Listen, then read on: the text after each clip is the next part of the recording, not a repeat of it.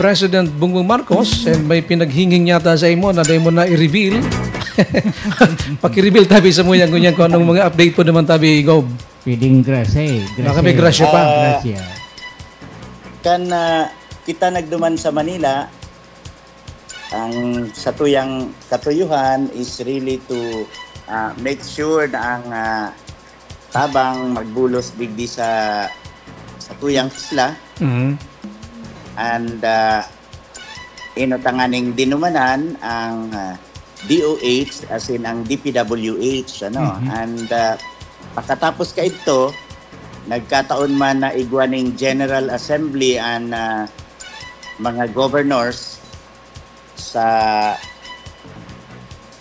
Rizal Hotel, no? Rizal Park Hotel. And harani na sa Malacanang. So, nag-desider man ang mga ibang governors na magpa-share duman and nai-arrange ito kan Office of the President. Medyo short notice sa ibang gobernador pero sabi nga ni kan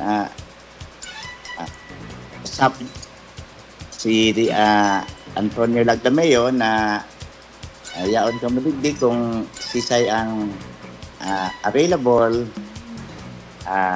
welcome to visit man and nai-arrange with the President, Sir Ferds. Nag-speech mo na ang Presidente, formal, syempre, and then afterwards, aduman man sina former Senator Ralph Recto and Executive Secretary na nagkataon man na Brad Nyato sa fraternity sa Taugama and also si PCO Undersecretary Attorney Claire Castro. So kan naghuron-huron na kan siyempre tapos na meeting. Formal na meeting, nagkaigwaning photo ops and nagka-hururon kami ni President BBM Tabi, Sir Ferds. And after niya na mag-greet gabos na gobernador, he was on his way out, nahiling niya ako and sabi niya, Gob, kumustaan na Patanduanes. Kumusta mo ako sa mga kababayan mo, especially yung mga nag-evacuate. Kasi nagkaigwa siya mismo ng experience na makahuron ng mga evacuees sa Tubli. Siguro it made a really lasting memory sa inya and dahil nawawara and sabi niya, kumusta na sila and kumusta mo ako sa kanila. And nadiretso na ang hururon duman sa kumusta ang recovery, ang rebuilding kan Catanduanes. So immediately I gave him some numbers and then sabi niya man, ang DSUD, napadala na ba dyan yung mga mihoras, And sabi ko, well, as of today, officially we have received around 158 na DSUD construction kit, Meaning, ang construction kit na yon igwaning mga partilyo, mga panggamit pang repair ning harong,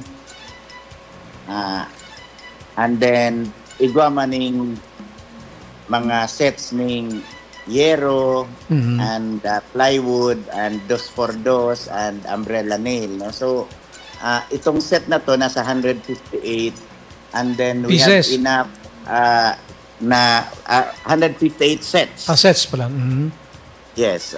So enough para ma-distribute sa 158 families and may iba pa man na tinao ito nga ning repair kits na i-distribute man per barangay nganing pwede silang magsuroblian. Pwede.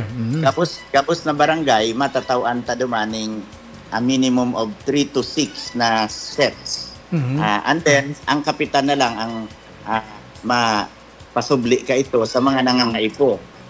So, but all barangays, again, all barangays ang gusto ko patawan dahil kasya man sa gabos na barangay study, Sir Ferds. And yun, sabi ni Presidente,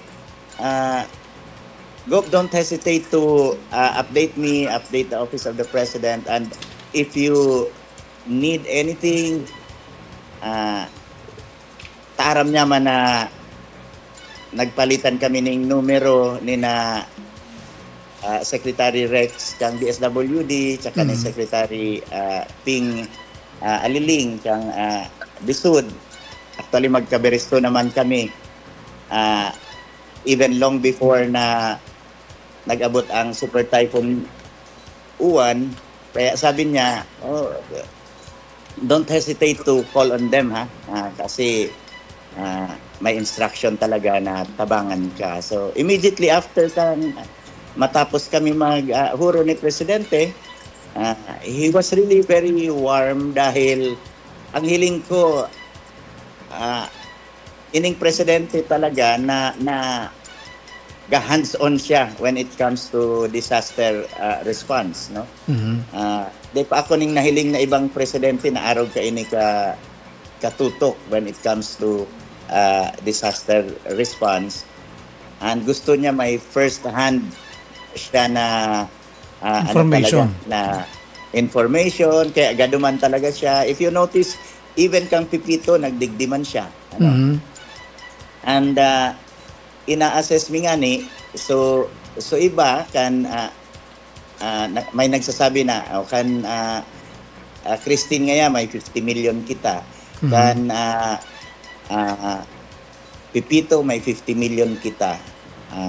Ang iba naghapot gura naman ang nakuha kang Catanduanes ngunyan na uwan tabang, no? So if we will compute, put numbers to it, sa cash assistance pa sana matauning 10,000 sa totally damaged, 5,000 sa partially damaged, 4,300 ang totally damaged times 10,000, that's already about 43 million, Sir Ferds, no? And then duman sa mga 5,000 partially damaged, sa 5,000 na 30,000 plus, that's already around 150 million. So about close to 200 million sa totally and partially damaged pa sana ang matatao. And ang kagayunan, ikita ma'am problema na pwedeng maakusaran na dahil ngayon nakaabot, etc. Kasi ang DSWD mismo, ida-download ito and diretsong itatao sa recipient.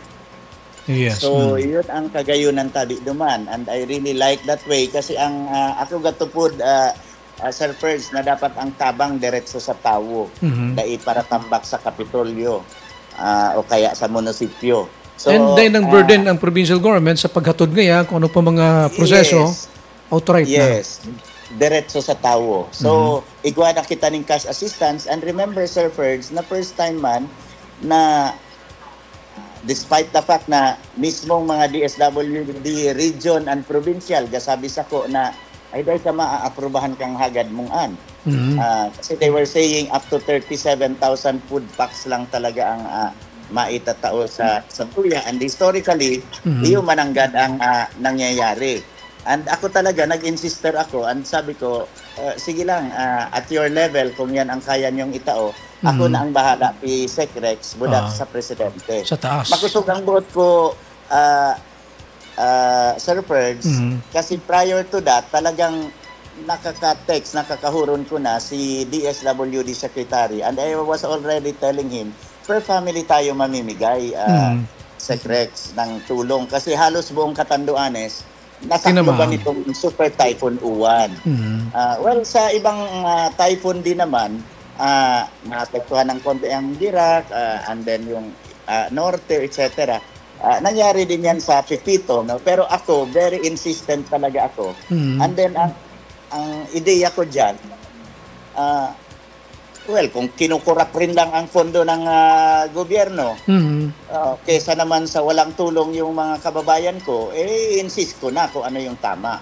Diba? And nasa paraan mo yun kung paano kukumbinsihin ang higher ups. And So, it's ako, up duman sa talagang sinabi ko, it's up sa kanya kung approve. Yes, so sabi ko, although sabihan ako kang regional director, kang staff niya uya sa probinsya na medyo ito lang yung kakayanan.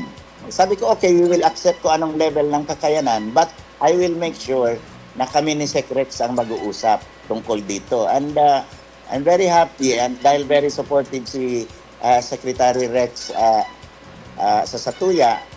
And months ago, bago pa ako nagtukaw as governor, kag naisihan niya na nanggana ako, nagkahuro na kami kaiyan. And sinabi ko na I will count on his help when something hits Catanduanes. And this is now the help that he is giving. And nakaugma because dahil siya nagduwa-duwa Sinabi niya, okay, you need 87,000 food packs. We'll give it to you, Gov, Patrick. No? So, nahihiling dyan na talagang you have to really fight for your people. You have to fight your cause also.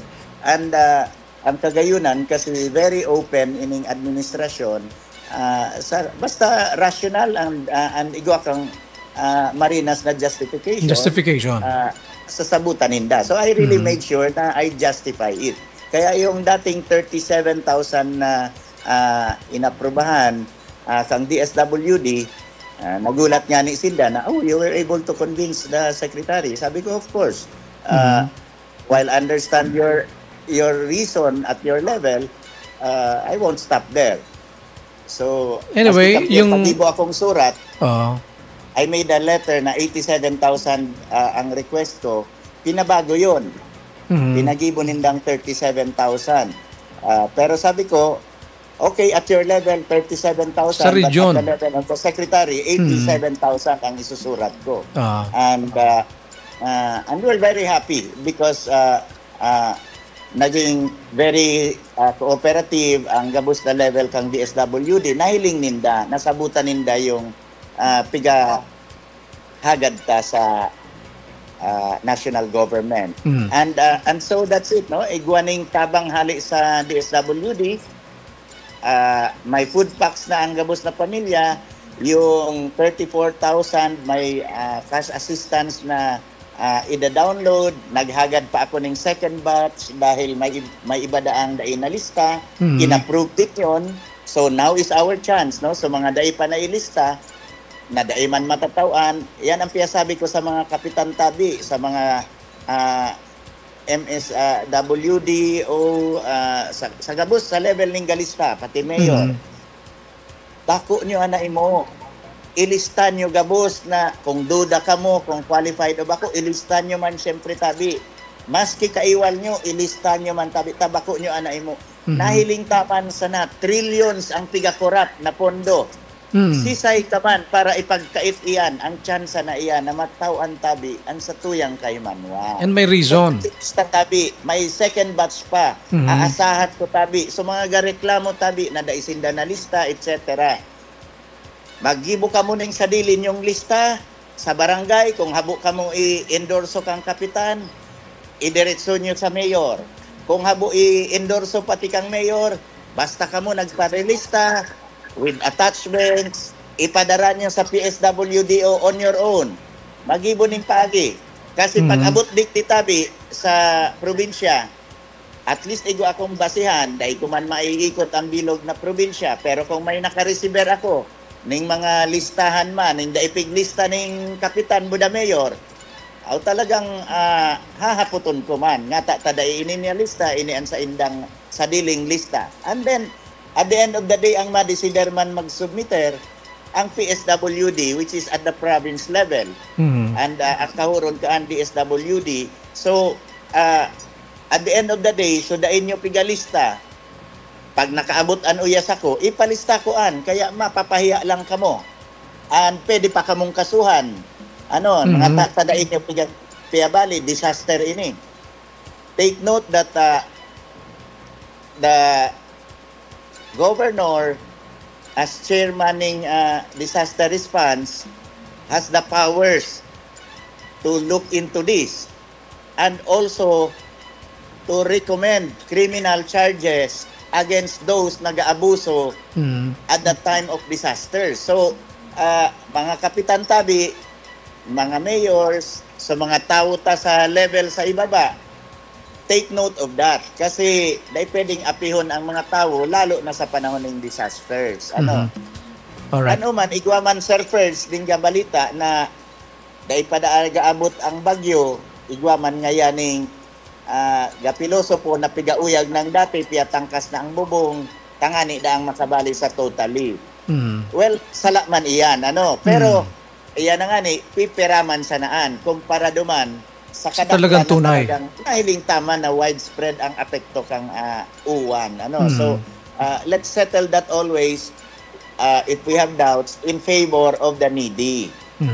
Daiman, ipawalang bahala ang satuyang mga kaimano. Ang kagayunan patabi, Sir Ferds, no, kang kahuron taas presidente, he specifically mentioned to me, kang gahuron kami, kasi napaghurunan may yung modular shelter homes, no? Modular